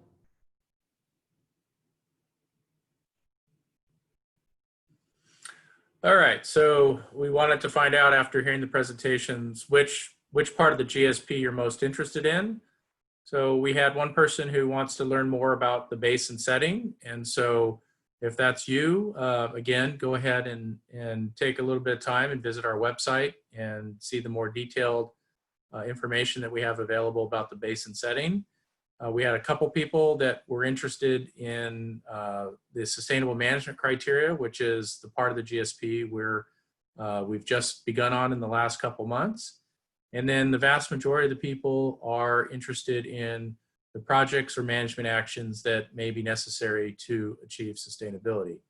So that's really great feedback, and that'll help us think critically about how we've laid out our schedule and the sequence and timing of presenting different information. It sounds like folks are most interested in what it's going to take to implement our plan. So great feedback. Thank you. So with that, I think we can go ahead and we go to item 10 on our agenda, which we allocated some time here for our board of directors. If they have any comments that they would like to make, this would be the time for that. So if there's any directors that would like to speak, please go ahead and unmute yourself and go ahead and provide your feedback, comments.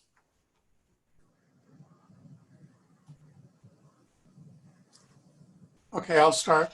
So excellent job, Brian. As usual, you can tell you had a lot of preparation there. Just really good job. It was, I think my only criticism was it was very difficult to hear Dr. Sun. I mean, I'm used to hearing him, but I think people didn't really maybe grasp everything that he was saying because he is hard to understand. Maybe a better microphone might work if we do that in the future, but just excellent job, everybody. It is disappointing if you look at all the people in Ventura that use water and the people that attended the workshop, it's such a tiny percentage, much better percentage of ag users certainly, but I think we need to put our thinking caps on and come up with some maybe creative ways to get more people involved. And whether we put on a presentation in the public local television show or something, we need to get more people to, you know, chime in and get involved. I mean, at least come to the workshop and get exposed to the material, and then they can decide whether they want to take it from there. But we need to get more people or reach more people. So we need to be creative and come up with some more ideas, but just excellent job. And it's, you know, it's the level of professionalism is definitely shows in the preparation. So just super. Thank you. Thank you, Mobley. Are there other directors that would like to speak? Yeah, sure. This is Jim Chambers, and I really appreciate it too, Brian. It's really great to see it all in one piece for everyone who is first time. You know, these have been developed over many months, and each part of them we've gone through as directors, and I really appreciate how you brought them together. And now it's almost, at least at the website, now, you know, people can go see what parts of it are interested them. And really appreciate all the other directors and Chair Mobley about how to keep pulling this together and keep the momentum. And it's a long process, but to keep the momentum, it's really important. And I think we're in a lucky situation with our basin right now. In general, we've been discovering that we're generally at this point in a good position. We don't have any major downside. And I think that people in general are struggling to pay attention to this, Chairman, because of all the other stuff that's going on. But if it was a drought situation, we probably have 150. You know, but if it's in the moment, it just seems like it's just not as hot of a topic until things get dire again, and then we have a lot more interest. But thank you very much for staff and everyone and other directors. I really appreciate the effort to clarify what's been going on for the last couple years almost. So thank you very much. And Thank you, Director Chambers. Oh, Director Rundgren. yeah, I just wanted to comment, same type of comments as everyone else. Just really great presentation, Brian, and thank you, United and consultants, for helping out. You guys are doing an excellent job. And I want to take time to also thank the participants, even though there weren't a lot. We do encourage you to, give us your comments. Feel free, if there's stuff on the website we can improve on, just let us know. So again, thank you, and thanks to the other board members.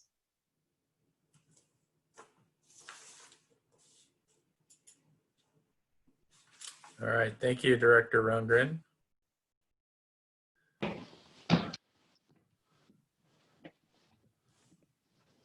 There's Director Everts. Is he? Director Brian, sorry to interrupt. We have a question. I don't know if you saw that, by Dan Detmer. I do, and if Director Everts wants to make comments, I'll wait to answer the question until after that. Okay.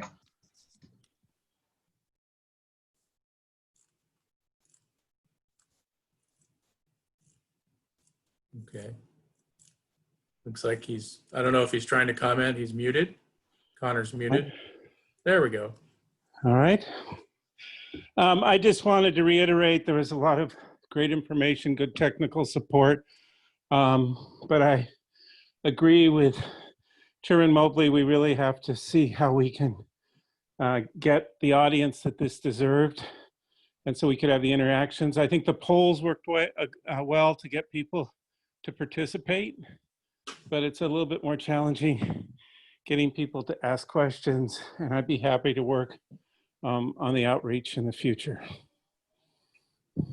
But Right, thank you. Thank you, Director Everett. So Dan Detmer posted a question. He was curious if Ventura Water is promoting involvement in the Mound Basin GSA on their website and social media. I'd let Director Rundgren speak to that. I don't recall on the website and social media, but I can speak to some recent things that we just did. We did have a recent piece in their periodic newsletter that go out to all Ventura Water customers about the GSA and specifically this workshop. So that went out to basically every resident in the city. And we also are in the process in the current, I believe the current billing cycles of having a bill stuffer that introduces the Mound Basin GSA to all of Ventura Water's customers. But specifically the website and social media, I would defer to Director Rundgren. I don't know the current status of those. Yeah, and I'm just taking a quick look right now. Yeah, that's probably something, Dan, we can improve on, and I'll make a note of that and check that out.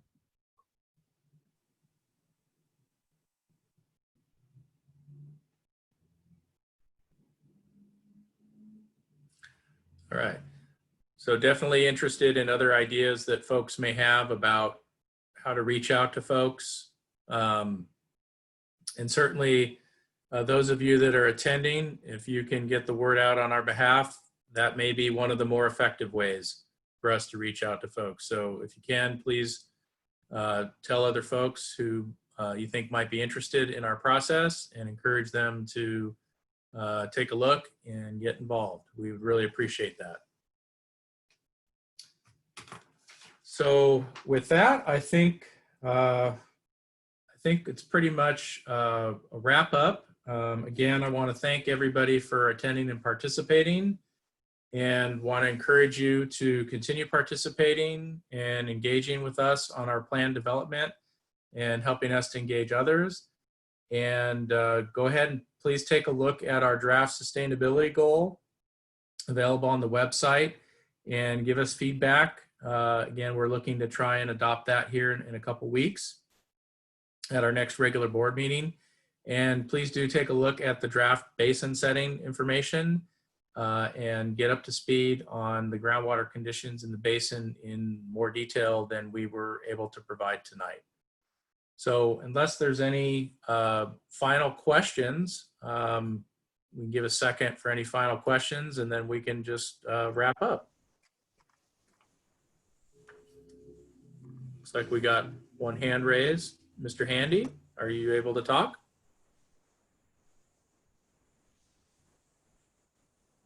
Zach, if you, Mr. Handy would like to. I'm gonna try to allow him to talk right now. There we go. He might need to unmute himself now as well. There you go. Next outreach meeting going to be, Brian? I think we heard something, but not quite very loud. Well, you'll have to speak up, Mr. When is the Handy. next outreach meeting going to be? The next outreach meeting, we're targeting towards the end of this year, early next year would be the next one, somewhere in that time frame.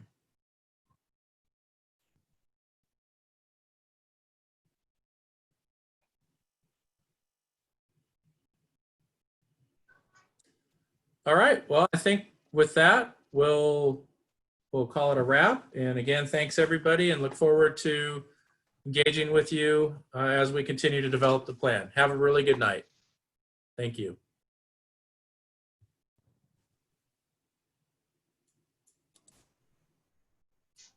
All right, everybody, I'm gonna end the meeting. Thank you for joining.